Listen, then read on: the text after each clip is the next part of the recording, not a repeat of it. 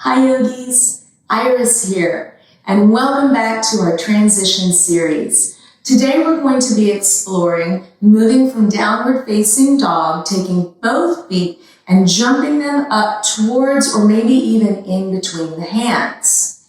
If you recall, in our first video, we discussed our drishti, our focal point, and that being the key to so many of our important yoga transitions. So the rule of thumb is your foot or feet will land halfway between the starting point and your drishti, your focal point. So let's take a look at that. I'm going to come into downward facing dog.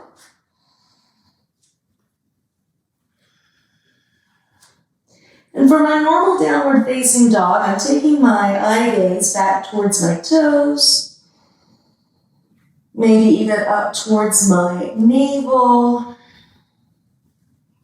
Now when I want to transition and I want to try to hop and get my feet in between my hands, I'm going to bend my knees, lower my hips, and notice my eye gaze. Most of us, when we want to make the transition, drop our gaze to directly below our eyeballs, or maybe we give a little bit of lift and we look in between our hands. So if you'll watch carefully, no matter how much lift I get, I'm only going to go halfway. I'm not going to get up there. Let's try that again.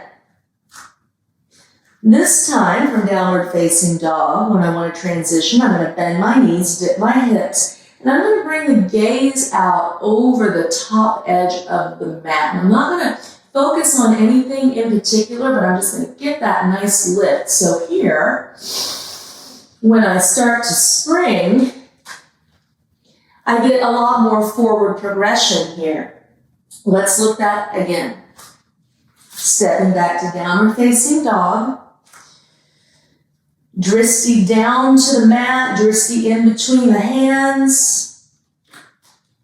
Doesn't get me very far. Downward facing dog. Lift the gaze, look out over the front of the mat. And voila, that was kind of a hard land, but you get the idea. So thank you so much for joining me today. Please feel free to drop any comments or questions down below. I look forward to hearing from you. Namaste.